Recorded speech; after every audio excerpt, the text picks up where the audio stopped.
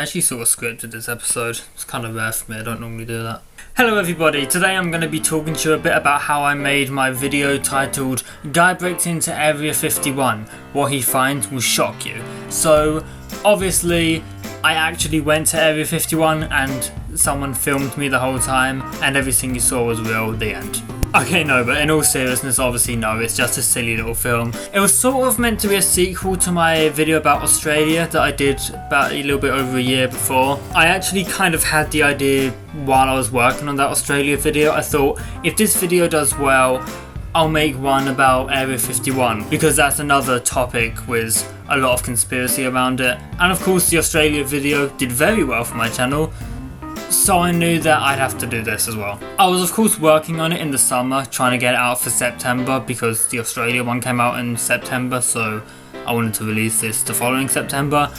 But I kind of got bored of working on it and procrastinated with it and decided to work on that film about my car instead, and that kind of took priority for a while. So this was pushed back to a December release, and I'm not massively happy with it as it is, but I thought I'm spending too much time on this, I'm just going to get it out however it is. Which is kind of exactly what I did with my Australia video as well, so clearly they were meant to be two of the same series. Maybe I will make a third one, but if I make a third one I'm going to do it very differently. Okay, enough backstory, let's get on to how I actually made this masterpiece. I made it in a very similar way to my Australia video. I used a lot of the same magic masking tool in DaVinci Resolve Studio, which, as I explained before, as you may already know, is where I can select a person and it tracks the person's movement.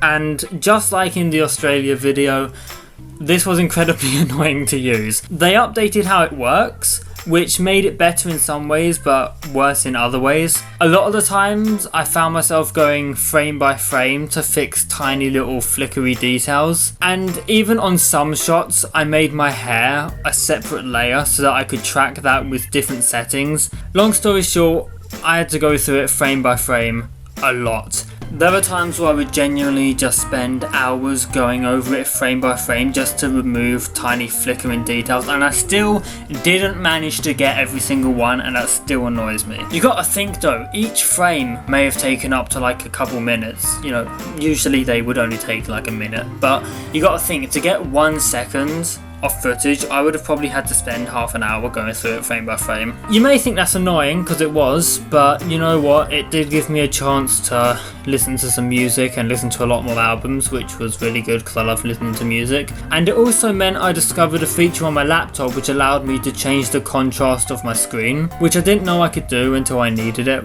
so you know, it's good that I now know for future reference. Of course, a similar sort of principle had to be applied to the lightsaber battle, where I did kind of have to animate the lightsaber frame by frame. I can just remember sitting there on a phone call with my friends or listening to music, just going frame by frame and getting pictures of a PNG lightsaber and putting it on the video. I of course filmed that lightsaber battle with actual toy lightsabers so that I could motion track it easier, and while I didn't choreograph the fight, so to speak, I did sort of know what I wanted to do and how I wanted to do it. I kind of told myself, right, go up for a few seconds, then go left for a few seconds, then go right for a few seconds, you know, I kind of knew what I was doing, but as I say, it wasn't entirely choreographed. And you know what, despite the lack of actual hits, I think it was kind of okay. One other kind of funny fact about that lightsaber fight scene, which is kind of embarrassing actually, is that I needed a wide space to film it in, because the shot I wanted to see kind of my whole body, and the only place where I had that sort of wide angle was my living room. So stupidly I filmed it in my living room, which meant that I did end up whacking the TV with the lightsaber a few times and therefore broke the TV. It's fine, I paid for a new one, and to be fair, the new one is better than the one we had prior, so there, I paid my debt apparently. Since I was talking about the lightsaber fight as well, the voice for the guard was, obviously it was my voice, I was putting on like a funny voice, but then I had 2 copies of it which both had like an AI filter on it to make me sound different. Okay, I explained before how using an AI filter on my voice is not against my rules with AI. I explained that in my car video. If you have a problem, go to that video. But yeah, so I kind of had that, so it would sound very unusual, and also obviously tried my best American accent because Area 51 is in America. Although I don't know how people talk in that specific area of America, because I know there are different accents all over the country, but do I really care? No, it's a freaking comedy video in the end of the day. With all the scenes inside Area 51, obviously I used that magic mask thing to make it look like I was in a different location.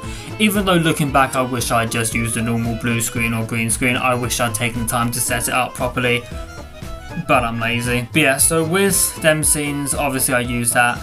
And I built an entire set. I built an entire little set in my bedroom and took loads of photos of it. I tried to kind of map out where things would happen. I actually did pay a decent amount of attention to how things would be mapped out within the Area 51 lab that I went in for the video. And I took loads and loads of photos. I couldn't possibly tell you how many I took, but it was a lot. And even after I had taken lots of photos of that set, I still had to take more afterwards. Like I had to rebuild it and take more afterwards because I realised I didn't quite have the ones I needed for certain shots, which was annoying in many ways, but not too annoying because the set was pretty easy to rebuild, especially if I only needed a small bit of it. But yeah, in total there must have been like 100 photos of that set taken just for this film, and probably only 20 something were used. And I just tried to make them work with where I was. And you know what, I think for the most part it weren't too bad. I think you can kind of map it out in your head if you tried to. Another time where I used the magic mask feature, which you may not have initially noticed, was when I did the outside bits. Okay, you probably noticed because of how much the hair flickered. But the reason I used the magic mask there and didn't just go to the field down my road where I took the background images anyway, is because I didn't really feel comfortable being sort of outside in public with that sort of fake gun, and also the idea that I'd have to then quickly run home, get changed, and then go back there was kind of just felt like too much effort. So I actually just filmed them bits in my garden, then I just took some photos and short videos even down by that field where I wanted it to look like it took place. Now I'm aware that's probably not what the land outside Area 51 looks like, but do I care? Definitely not. It's kind of annoying because some of those shots actually look really well done and some of them just really don't. I tried everything to stop the hair flickering, but I could not for the life of me fix that. So, you know, if I ever do like a visual remaster in 10 years or something, that will be something I prioritise a lot. Or if I ever do a video like this again, I'll just use actual blue screens and green screens, because I swear the magic mask thing is really not worth my time for anything actually proper. Obviously the scene on the aeroplane was obviously using that as well, and I also overlaid a little fog cloud filter on it as well. Obviously the image of Tails the Fox from Sonic was obviously just, you know, getting a PNG of him and kind of sticking it there and animating a little animation for him, and a little bit of editing on the plane to write my name on there, and a little bit of extra editing to add shadows. I did, in one of the final stages of making the film, add shadows to a lot of bits. You may notice, like especially in the Area 51 bits, you may notice that I do have like an actual shadow and stuff on the wall behind me and stuff like that, because I did want to make it at least semi-realistic. Even though it's not a project I cared too much about, I still wanted to make it semi-realistic, so I did make an effort to have some sort of shadow and stuff, and I think it worked with mixed results. And of course the scene on the plane, I did also use a fan to try and blow my hair, but the only fan I had was like a rotating 180 degree one, so it would blow my hair for like a second and then my hair would not be blowing for another like 3 seconds. So I kind of wish I had an actual still fan to use, but I obviously didn't. Of course the audio editing was pretty self-explanatory. I just kind of edited the audio as I normally would, a bit of amplification, a bit of compression, maybe a bit of reverb in the indoor bits, and adding sound effects and music and whatnot. A lot of the scenes were actually like shot a lot later. Well, not a lot of them, but there were some scenes that were shot quite a lot later. Like the scenes with my sister who played the Galactic Leader, like the majority of the film was filmed in July, and then the shot of her was filmed in November. So there was a big gap in time there, and also there was a few reshoots that were filmed a lot later, as in November, some even only a matter of days before the film was meant to premiere. Genuinely, some of these shots here were reshoots within the last few weeks before I told myself I was going to release the film. And of course in the end I did kind of rush finishing it because I wanted to just get it out of the way so I could work on a few other things. If I were to change anything about this film, I would basically just make the magic masking not be so terrible. I would have just done it with a blue screen or green screen and just made that look better. I would have also choreographed the fight a little better maybe, because while I did choreograph it a little, I definitely could have done better. Do you know what, if I were to redo it, I'd probably completely redo the story and everything, so there's no point even asking me that, because I'd redo a lot of things.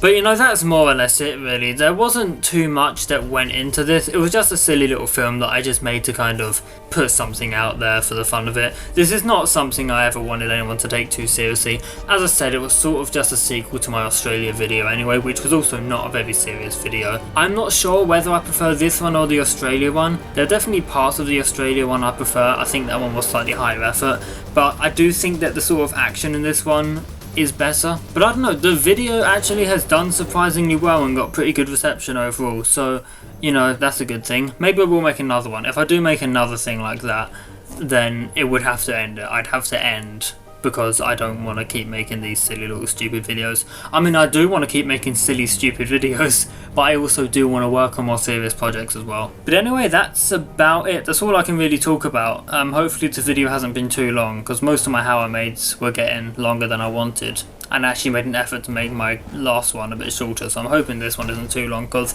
I don't feel like there was too much to say anyway. But yeah, I hope you all enjoyed the video, and I hope you enjoyed this video as well. And yeah, talk to you later. Goodbye.